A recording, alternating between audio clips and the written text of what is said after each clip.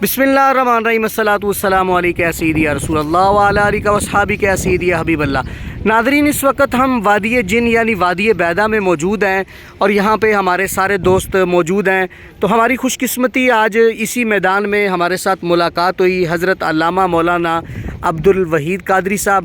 तो हम उनको दिल की अथाह गहराइयों से मदीना शरीफ की वादी और वादी जिन में खुश आमदीद भी कहते हैं। अल्लाह ताला आपको बरकत दे। और हम उनके व्यूज़ जानना चाह रहे हैं कि उन्होंने आके यहाँ पे क्या महसूस किया और इसकी तारीख़ी हैसियत वो क्या बयान फरमाना चाह रहे हैं। जी बिस्मिल्लाहिर्रहमानिर्रहीम। वादी जिन के बारे में जो मैंने पढ़ा वो आप सब साथियों को आगाह करता हूँ कि आका करीम सल्लल्लाहु अलैहि वसल्लम जब मक्का से मदीना की तरफ हिजरत करके लाए तो नबूवत का भी काफ़ी काम था आपका।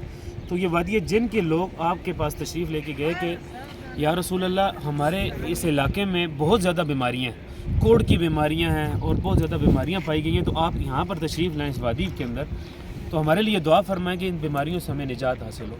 तो आका करीम सल्लल्लाहु अलैहि वसल्लम की नबूवत की बहुत ज़्यादा काम थी। तो आपके पास एक ऊँटनी बैठी थी, तो आपने फरमाया कि इस ऊँटनी को ले जाओ।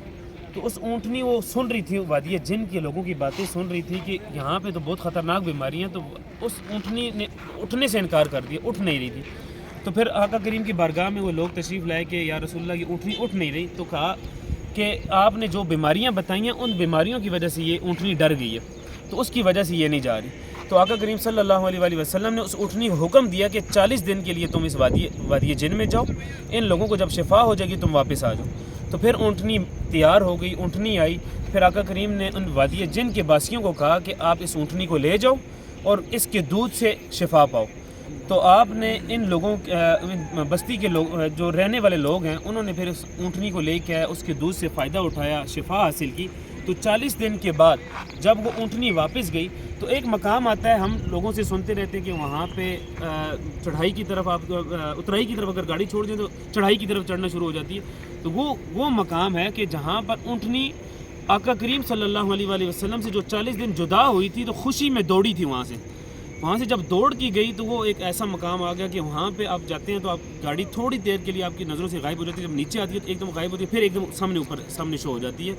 और हमने अपनी आंखों से देखा, मेरे कुछ साथियों ने, उन्होंने 16 उम्रे की है माशाल्लाह, ताज़ीम दानिश भाई, उन्होंने फरमाया कि मैं ड्राइवर के साथ बैठा और ड्राइवर ने को मैंने ये बोला, मैंने कहा कि आप एक्सीलेटर से पाँव हटा दो और मैंने आपके पाँव के ऊपर नज़र रखनी। उन्होंने पाँव ऊपर सीट पे रख लिए और उन्होंने अल्लाह को हाजिर नाजिर जान के ये कसम उठा के कही है कि 3 दफ़ा ऐसा वाक़या हुआ कि उन्होंने एक्सीलेटर उठा दिया, चढ़ाई की तरफ गाड़ी बंद कर दी, उन्होंने बिल्कुल बंद कर दी और चढ़ाई की तरफ गाड़ी खुद रवाना हो गई। तो ये आका करीम सल्लल्लाहु अलैहि वसल्लम की उस दुआ के सदक़े और उस ऊँटनी की बरकत की वजह से हम भी यहाँ पर इसलिए तशरीफ़ लेके आते हैं कि जो ऊँटनी के दूध की वजह से लोगों को शिफा हासिल हुई।